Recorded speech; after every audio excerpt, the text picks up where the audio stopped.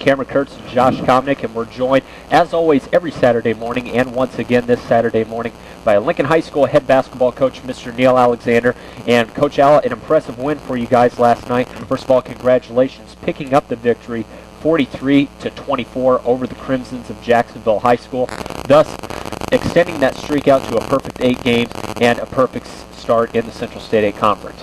Well, one of the things we want to do this year is become a better defensive team, and the last 2 opponents we've held to 22 and 24 points, which is really pretty good. And you take a look at what we've done over the course of the 8 games. We've only given up 52 points. It's the most we've given up, and that was a game that was pretty quick pace. And when you have a quick pace game, usually it's tough to hold teams under 50 points. But Morton scored 52. Other than that, everyone has been in the 40s and lower. So I've kind of challenged this group to become a good defensive team. I think that is what's going to make us very, very good at the end of the year. Coach, you talked about last night in the postgame, getting off to a good start, and that's exactly what you did last night. 18-3 after the first quarter. A couple of buckets there for Van Hook. His first varsity start, was it a point for you and the coaching staff to get him going early, as far as getting the alley-oop dunk, a couple putbacks, maybe to get his nervousness down a little bit and to get him going early? Well, it didn't matter who. We just wanted to get off to a quick start. We wanted to get the first basket, and we really wanted to do it even quicker than what we did. But, we've got to make sure that we get somebody that can throw the ball up at center court.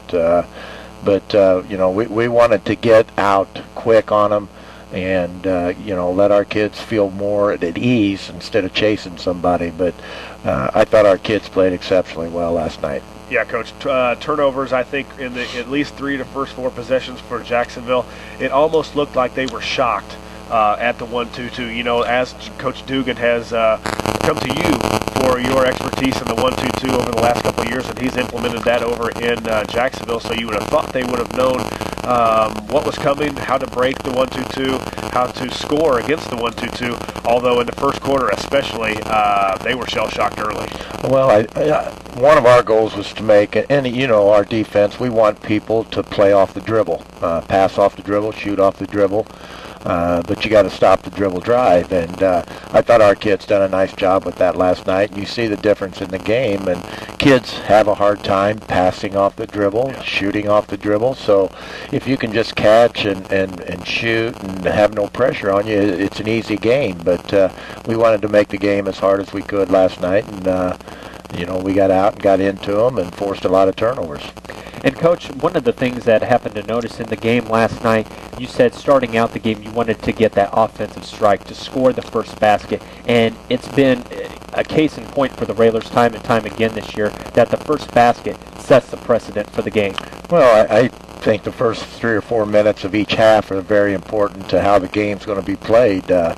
If you come out and usually be aggressive, if you come out and you're sluggish, it makes the game sluggish. But if you come out and have a little bite to you and, get after it, and it changes the whole complexity of the game. And that goes for the second half. I think the first 5 minutes of the third quarter is going to dictate how the second half is going to be played. So those 2 segments in the course of time or in the game are very important.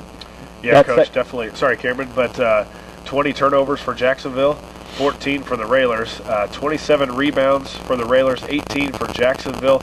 A big surprise to me, a stat you don't see the Railers putting up a lot of numbers in offensive rebounds, 11 offensive rebounds for the Railers. Coach, was that point of emphasis last night, or it just looked like a lot of times the balls were just coming right to us, or we were in the right spot? But you create that.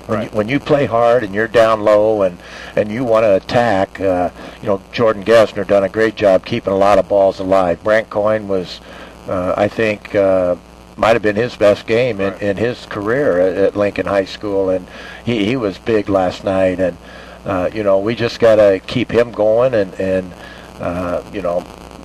he didn't score a whole lot, but I tell you, he made the shots there early, and that forced the defense to cover him. And then he's really a good passer. For a big man, he can pass the basketball really well. And evident of that 4 assists last night. Yeah, and you know, in that offense, I thought our kids attacked it very well. You know, it was just a good all-around game. I guess if you had to say anything, it was the 14 turnovers that I would be disappointed with, because I think some of them were unforced. We made bad decisions and trying to pass it to an individual that was surrounded by 3 guys, and you just got to be, you got to make the simple play, the simple pass. Coach, some of those turnovers that you were talking about, and I think this is an area that Jacksonville struggled in last night too. And although the score doesn't really indicate it, Jacksonville was a lot better team than what the scoreboard showed last night as far as how well they were able to shoot. They've got some three-point shooters on that team, and they're very aggressive. Very much, and they're very young. You know, the potential at Jacksonville looks to be very bright. You know, their future, they've got, you know, they were playing some freshmen last night, some sophomores, started 2. I think they started 2 sophomores and 3 seniors. So, but I think we hit them, and they were shocked at how aggressive we were going to come out. And I thought our kids, that, you know, that was our game plan. We wanted to get after it early. Yeah, you're right, Coach. Jordan Gessner, 14 points. 6 points for a lot of Railers. Brant Coyne had 6. Max Cook had 6. 6 points for Christian Van Hook. And 6 points for Austin Kirby. 3 for Jake Olson. 2 for Matt Hayes to round out the scoring. 43 total points for the Railers. The Railers get 26 points off of the turnovers. That's one thing, if you get turnovers, Coach, but scoring off of them was a big key last night. And you talked about the passing. I thought Brant did an excellent job at the high post. Not only did he make a couple baskets from there, but you talked about the 4 assists, 8 total rebounds for Brant, and just an all-around game. You know, you saw some aggressiveness from Brant last night that we saw a lot last year, and hadn't quite seen a lot of this year. We've seen it in spurts, but I remember one rebound he went up and got on your end, where your bench is, on the defensive end in the first quarter, that if he can go up like that all the time, there's not a lot of guys can go up with and rebound with him. Well, we probably got one. Well, yeah, as high at least. Yeah. But I thought those 2 guys done a great job in there, and you know, we felt that their strength was inside. They're very physical.